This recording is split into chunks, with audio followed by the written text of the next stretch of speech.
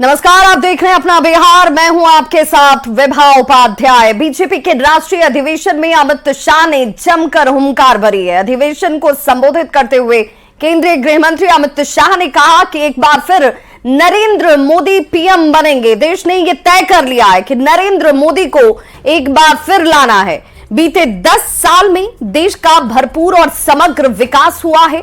मोदी के नेतृत्व में पूरी दुनिया में भारत का मान और सम्मान बढ़ा है।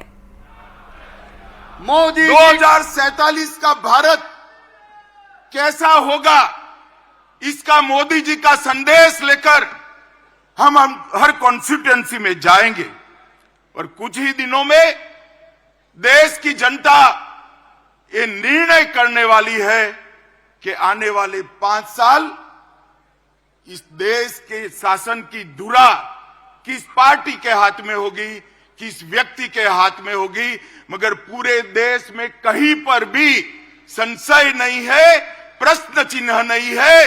देश ने तय किया है कि मोदी जी फिर से एक बार इस देश के प्रधानमंत्री बनेंगे।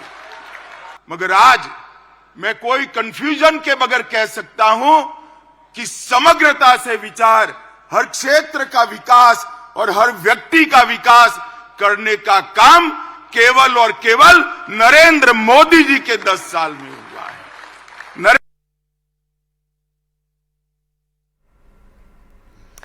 तो इन बातों का जिक्र करते हुए अमित शाह की तरफ से जोर दिया गया कि पीएम ने विकसित भारत का संकल्प लिया है। ये वो बड़ी बातें थी जिनका जिक्र उनकी तरफ से किया गया। अमित शाह ने इंडिया अलायंस पर भी इस दौरान जमकर हमला किया। शाह ने इंडिया अलायंस को परिवारवाद और भ्रष्टाचार के साथ जातिवाद का पोषक बताया।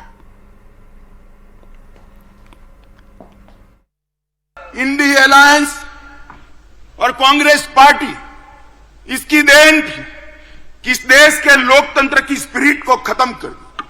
देश के लोकतंत्र को भ्रष्टाचार, परिवारवाद, तुष्टीकरण और जातिवाद से कलर्ड कर दिया। कभी भी स्वतंत्र रूप से जनमत उभर कर न आए, इस प्रकार की लोकतांत्रिक व्यवस्था करने में परिवारवादी पार्टियां लगी रही।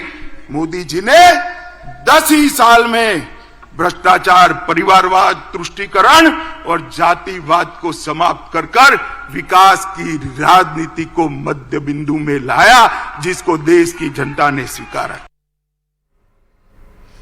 वहीं बड़ी खबर मोतिहारी से आ रही है, जहां कारोबारी के ठिकाने पर इनकम टैक्स की टीम की तरफ से छापेमारी की जा रही है। जमीन कारोबारी ये बताए जा रहे हैं जिनके यहां इस वक्त इनकम टैक्स की टीम मौजूद है। ठिकानों पर छापेमारी करती हुई हाड़ी बाजार में रामाशंकर प्रसाद के घर पर यह रेड इस वक्त जमीन के दस्तावेज को टीम की तरफ से खंगाला जा रहा है। ये बड़ी खबर इस वक्त बिहार के मोतिहारी से, जहां पर आईटी की टीम की तरफ से दबिश दी जाती हुई कारोबारी के घर पर, जहां पर जमीन से जुड़े हुए दस्तावेजों को लेकर जांच और पड़ताल शुरू कर दी गई है।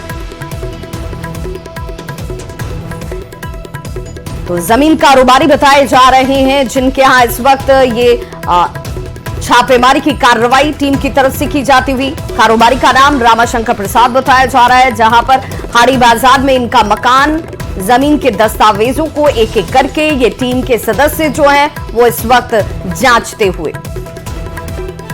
और मोतिहारी से हमारे सहयोगी अवनीश इस वक्त ज्यादा जानकारी के साथ जुड़ गए। अवनीश, जरा ये बताइए कि ये टीम जब छापेमारी कर रही है, कितनी सदस्यीय टीम की मौजूदगी इस वक्त घर के अंदर है? बिल्कुल, देखिए, रक्सौल के जो कारोबारी हैं, खादान और जमीन के कारोबार से जुड़े हैं, रामाशंकर प्रसाद, उनके यहाँ जो है छापेमारी इनकम टैक्स की चल रही है। और 3 गाड़ी से जो अधिकारी हैं वो पहुंचे हैं और घर के अंदर लगभग जो है 6-7 की संख्या में अधिकारी हैं और वो कागजातों की जांच कर रहे हैं। खादान से जुड़े जो उनके कारोबार हैं उसके कागजातों की जांच कर रहे हैं और फिर वो जमीन के भी कारोबार से जुड़े हैं, जमीन की खरीद बिक्री में रामशंकर प्रसाद जो है वो जुड़े हैं। तो उन तमाम कागजातों की जांच जो है वो की जा रही है। देखिए, लगातार जो है छापेमारी चल रही है और तमाम जो अधिकारी हैं हर किसी भी बाहरी व्यक्ति के अंदर। अवनीश, जरा ये बताइए कि क्या ये छापेमारी मोतिहारी के इस हाड़ी बाजार स्थित सिर्फ मकान पर चल रही है या इनके दूसरे ठिकानों पर भी टीम की मौजूदगी है? नहीं, रक्सौल में जो इनका मकान है, उनके उस मकान में ही जो है इनकम टैक्स की छापेमारी चल रही है। फिलहाल जो अधिकारी हैं वो किसी भी बाहरी व्यक्ति के अंदर प्रवेश नहीं करने दे रहे हैं और अंदर ही तमाम कागजातों की जांच जो है इनकम टैक्स के अधिकारी करने का काम कर रहे हैं। रक्सौल में जो उनका आवास है वहीं पर जो है इनकम टैक्स की छापेमारी हो रही है। बहुत बहुत शुक्रिया अवनीश इस तमाम जानकारी के लिए। तो इस वक्त कारोबारी के ठिकानों पर टीम की मौजूदगी, बताया जा रहा है कि सुबह से ही जब ये टीम यहां पर छापेमारी में जुटी हुई है तो मकान में इस टीम के सदस्यों की मौजूदगी जो एक एक दस्तावेज को बारीकी से जांचती हुई। भागलपुर के नौगछिया में लापता महिला का शव मिलने के बाद इलाके के लोगों ने जमकर हंगामा किया। आक्रोशित ग्रामीणों ने पुलिस की गाड़ी में भी आग लगा दी, जिसकी तस्वीर आप इस वक्त देख पा रहे हैं। कई बाइक को आग के हवाले किया। क्या है, महिला शोभा देवी दूध बेचने के लिए घर से निकली थी, जिसके बाद वो लापता हो जाती है। परिजनों के लिखित शिकायत के बाद भी कोई कार्रवाई नहीं की गई। महिला का शव बरामद हुआ है 2 दिन के बाद, जिसके बाद लोगों का गुस्सा फूट पड़ा। रंगरा से शव की बरामदगी के बाद लोगों ने पुलिस की गाड़ी को ही आग के हवाले कर दिया। आक्रोशित लोगों ने पुलिस वाहन समेत कई बाइक को भी जला दिया है। पुलिस को हालांकि इस दौरान स्थिति को कंट्रोल में करने के लिए, देखिए पहले तो पुलिस बैकफुट पर नजर आती है, उसके बाद हवाई फायरिंग की गई ताकि स्थिति को कंट्रोल में किया जा सके। घटनास्थल पर नवगछिया एसडीपीओ सहित कई अधिकारी जो हैं वो मौजूद हैं और पूरा इलाका पुलिस छावनी में तब्दील नजर आ रहा है।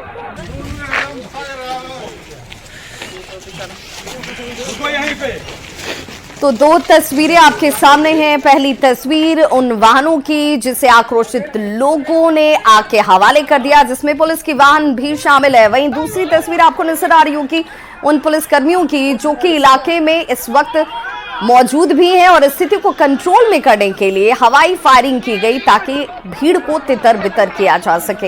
हालांकि इसके पीछे की बड़ी वजह बताई जा रही है कि लोगों की तरफ से पुलिस की कार्यशैली पर सवाल खड़े किए जा रहे हैं। 2 दिन बाद महिला का शव जो है वो बरामद किया गया, जिसके बाद स्थानीय लोगों का गुस्सा पुलिस पर ही फूट पड़ा। इस पर हम लोग अलग से कांड दर्ज करके कार्रवाई करेंगे, क्योंकि इसमें गाड़ी को नुकसान पहुंचाया गया, तो इसके लिए एक अलग से कांड दर्ज किया जाएगा। फायरिंग भी की गई है, पुलिस फायरिंग नहीं, पुलिस फायरिंग की कोई सूचना नहीं है। एक दर्जन से ज्यादा फायरिंग हुई पुलिस के द्वारा। स्थिति क्या है? ऐसा लोगों के द्वारा, ग्रामीणों के द्वारा कहा गया है, लेकिन अभी तक इसकी कोई सूचना नहीं है। गांव में सीसीटीवी लगा हुआ है, उसकी फुटेज की जांच की जाएगी। वर्तमान क्या है स्थिति? वर्तमान लॉ एंड ऑर्डर कंट्रोल में है। एसडीओ साहब, डीएसपी साहब वहाँ पर है। मैं भी लोगों से जाकर के अभी मिला हूँ। हम लोग लाश को उठाने का प्रयास कर रहे हैं। मामला जो है, गांव का जो माहौल है इतना खराब हो चुका है। 3 दिन पहले एक महिला का अपहरण हुआ था और 3 दिन से पुलिस निष्क्रिय रहने के कारण आज सवेरे मालूम हुआ कि महिला को जो है किसी घर के दरवाजे के आगे में जो है फेंक दिया गया। उससे हमारे गांव का लोग जो है आक्रोशित हो गया है। खबर किशनगंज के लौचा पंचायत से, जहां एक बड़ी झोपड़ी में आग लग जाती है। जानकारी के मुताबिक 2 से 3 धार्मिक कार्यक्रम जो है वो होने थे इस इलाके में। इसे लेकर तैयारियां जोर शोर से चल रही थी, लेकिन इसी दौरान देखिए कैसे ये झोपड़ी जो है वो आग के गोले में तब्दील हो जाती है। झोपड़ी में अचानक से आग लगती है और अफरा तफरी का माहौल हर तरफ पसर जाता है। हादसे में लाखों के नुकसान की आशंका जाहिर की जा रही है। मौके पर पहुंची फायर ब्रिगेड और लोगों की मदद से हालांकि अब आग पर काबू पा लिया गया है। हालांकि आग कैसे लगी, इसके पीछे की वजह क्या रही, इसका खुलासा अभी तक नहीं हो पाया है।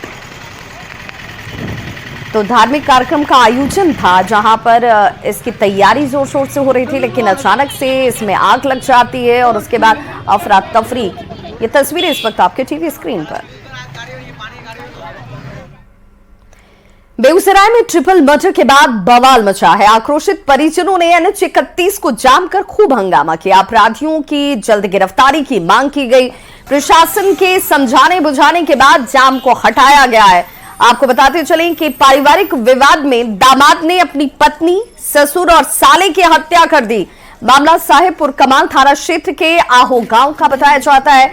1.5 वर्ष पहले रघुनाथपुर निवासी नीलू कुमारी की शादी विष्णुपुर आहो निवासी हिमांशु कुमार के साथ हुई थी। लड़का और लड़की के बीच प्रेम प्रसंग चल रहा था, लेकिन बाद में आरोपियों ने लड़की को घर में रखने से इनकार कर दिया था। बीती रात नीलू कुमारी अपने भाई और पिता के साथ ससुराल पहुंची, जहां हिमांशु कुमार और उसके परिवार ने गोली मारकर तीनों की हत्या कर दी।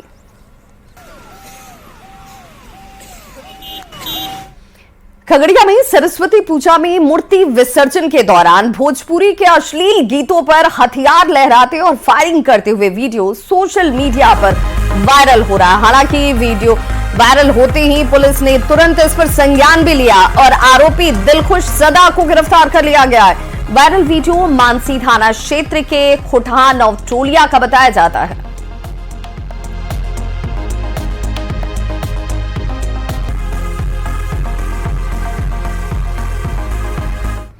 वहीं अगली खबर नवादा से है, जहां पर पुलिस ने सुपारी किलर को गिरफ्तार किया है, जिसके पास से एक देसी कट्टा और 2 कारतूस बरामद किए गए। एक अपराधी नाबालिग बताया जाता है।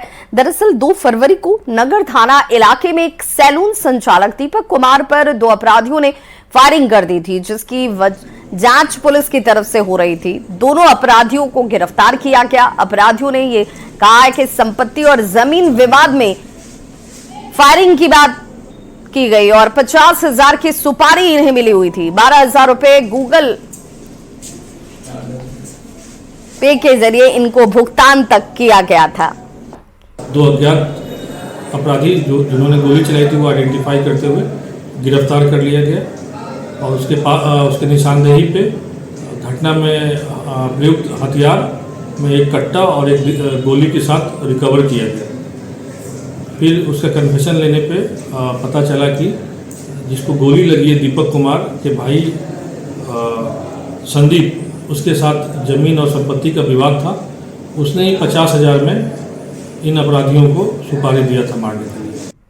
जहानाबाद में 2 दिन से गायब युवक का शव मिलने के बाद इलाके में सनसनी मच गई। युवक की हत्या कर शव को कुएं में फेंक दिया गया था। युवक की गला दबाकर हत्या और फिर पत्थर से कूचकर शव को कुएं में फेंके जाने की बात सामने आ रही है। हिरासत में ले गए शख्स की निशानदेही पर शव को बरामद किया गया है। युवक का नाम विनोद बताया जा रहा है, जो दाऊदपुर गांव का रहने वाला था। आपसी रंजिश में युवक की हत्या की बात सामने आ रही है। पुलिस ने मुख्य आरोपी की तलाश शुरू कर दी है। जो है शव को बरामद किया गया है और निकाला गया है। इस सब को बुला के ले गए थी घर से। साथे हलन चूल्हा तर बैठल मुर्गा मांगे गए कि हम खाम आज, तो वही बनावे ला बैठल हली दोनों। कहीं कोची कोची बतैलन अपने ने और लेके चल गए थे। बुला के ले गए। क्या नाम था उसका? शुक्रवार की शाम को इस गांव से महादलित टोले से दाऊदपुर गांव है, वहां से एक युवक गायब हो गया। पुलिस ने खोजबीन शुरू की तो पता चला कि उसकी हत्या की गई है। हत्या के पीछे के कारणों के लिए पुलिस यहाँ के लोगों से पूछताछ करने पहुंची है। हम भी पहुंचे हैं यहाँ घटनास्थल पर। उसके बाद पुलिस जाएगी और उस जगह को तहकीकात करेगी, उस जगह को ढूंढेगी जहां शव को रखा गया है। पुलिस ने मामले को लेकर तहकीकात शुरू कर दिया है और उन स्पॉट को ढूंढा जा रहा है जहां पर संभावना है कि शव को रखा गया होगा। भला हो पुलिस का, जिसके प्रयासों से 24 घंटे के अंदर शव को बरामद कर लिया गया। राजीव रंजन विमल, न्यूज 18 जहानाबाद। गोपालगंज में एलआईसी के विकास अधिकारी और पुलिस के जवान के बीच मारपीट का सीसीटीवी वीडियो सामने आया है। घटना नगर थाना क्षेत्र के बंजारी रोड का है और ये तस्वीर इस वक्त आपके टीवी स्क्रीन पर। यह बताया जा रहा है कि बीती रात भारतीय जीवन बीमा के विकास अधिकारी अभिषेक कुमार और अमन नाम के जवान के साथ किसी बात को लेकर विवाद की शुरुआत होती है और जवान ने एलआईसी अधिकारी की पिटाई शुरू कर दी। घटना के दौरान आसपास के लोग इकट्ठा हुए और मामले को शांत कराया गया। इस मामले में एसपी ने जांच कर कार्रवाई के निर्देश दिए हैं।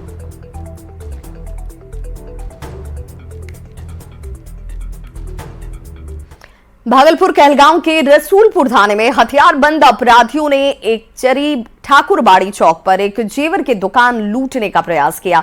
लूटपाट में सफल नहीं होने पर फायरिंग करते हुए ये अपराधी फरार हो जाते हैं। 5 से 6 राउंड फायरिंग तक की गई। घटना के बाद मोहल्ले में दहशत का माहौल है। संतोष था, वो उस घर के ऊपर सोता था, तो ये हमको फोन किया कि छोटू घर में चोर घुस गया। हम जैसे ही खोलने के लिए उसको पकड़ने के लिए गेट खोले, जैसे ही गेट खोले थे वो मेरे ऊपर ही फायरिंग कर दिया। हम डर से गेट अंदर से लॉक कर लिए तो वो बाहर से हमको ही लॉक करके चला गया और 4-5 फायरिंग किया है वहाँ पर। कारीगर झगड़ा रहा था, हम खोले ना, फिर छोटू को फोन किया तो फिर उसके बाद वो लोग फायरिंग करना स्टार्ट कर दिया। ताला इतना देर में 3 को ताला अंदर में बैठ के तोड़ रहा था। बस इसी में सब आए तो सब वो लोग फायरिंग करके भाग गया। कितने लोग थे? 4 लोग। उपेंद्र कुशवाहा की पार्टी को राष्ट्रीय लोक मोर्चा नाम से मान्यता मिल चुकी है। इस मौके पर प्रेस कॉन्फ्रेंस करते हुए उपेंद्र कुशवाहा ने कहा कि राष्ट्रीय लोक मोर्चा एनडीए में मजबूती के साथ है और आने वाले लोकसभा चुनाव में एनडीए बिहार में 40 में 40 सीटें जीतने वाली है। हमने पार्टी का गठन किया था राष्ट्रीय लोक जनता दल। बाद में घोषणा के बाद कई लोगों ने, हालांकि उसका बहुत महत्व नहीं था, लेकिन क्योंकि घटनाक्रम मिल जाता है, कई लोगों ने कहा कि 3 शब्द से अगर होता तो ज्यादा अच्छा था। राष्ट्रीय लोक जनता दल थोड़ा 4 हो जाता है उसमें शब्द। तो राष्ट्रीय लोक मोर्चा उसी रूप में लोग जो चाहते थे, हमारे साथी भी कई लोग, तो उस तरह से जो यह पार्टी अब रजिस्टर्ड हो गई है। आगे अब इसी नाम से, राष्ट्रीय लोक मोर्चा नाम से हमारी पार्टी काम करेगी। एनडीए गठबंधन का हिस्सा हम सब लोग हैं ही। अब लोकसभा का चुनाव सामने है, तो लोकसभा चुनाव में भी एनडीए गठबंधन के हिस्सेदार के रूप में हमारी पार्टी चुनाव लड़ेगी और बिहार में 40 में 40 एनडीए गठबंधन चुनाव जीतेगा। इस बात की तैयारी में हमारी पार्टी निरंतर लगी हुई है। वहीं बिहार के सॉल्वर गैंग की एक बार फिर से बड़ी करतूत सामने आई है। उत्तर प्रदेश में पुलिस भर्ती परीक्षा में सक्रिय बिहार सॉल्वर गैंग के 1 दर्जन सदस्य को यूपी एसटीएफ ने गिरफ्तार कर लिया है।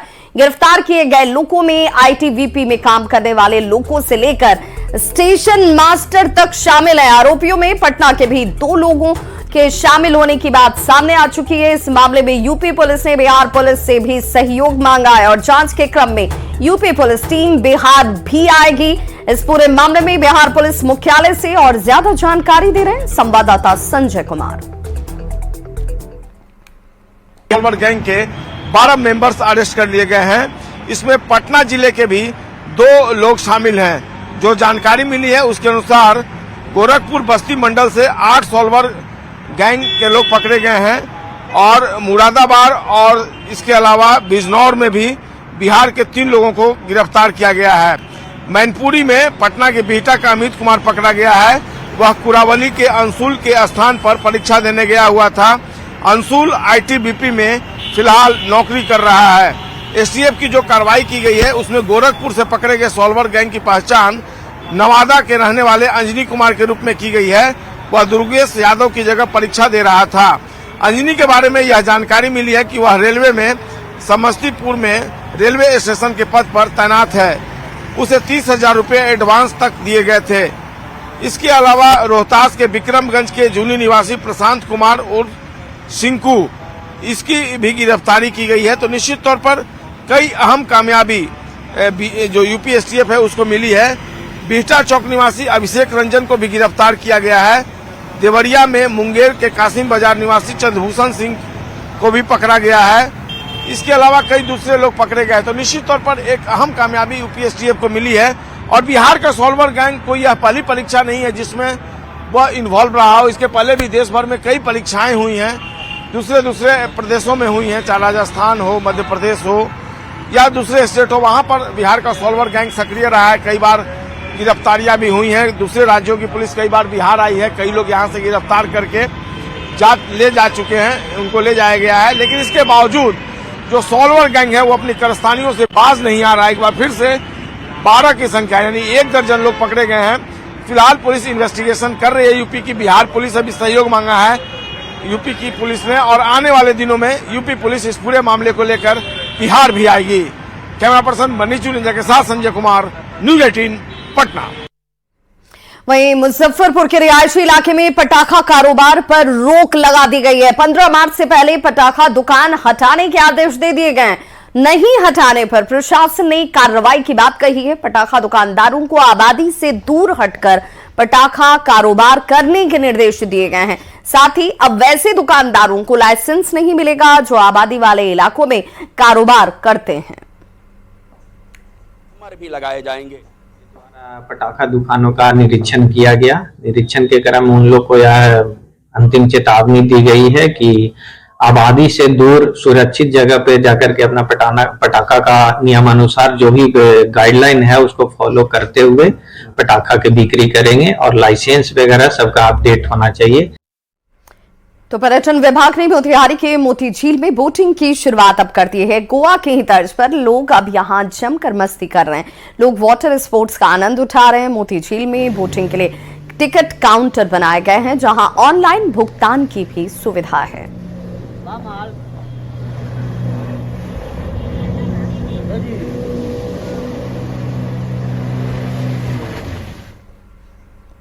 तो इस बुलेटिन में बस इतना ही, लेकिन न्यूज़ 18 बिहार झारखंड पर खबरों का सिलसिला लगातार जारी है।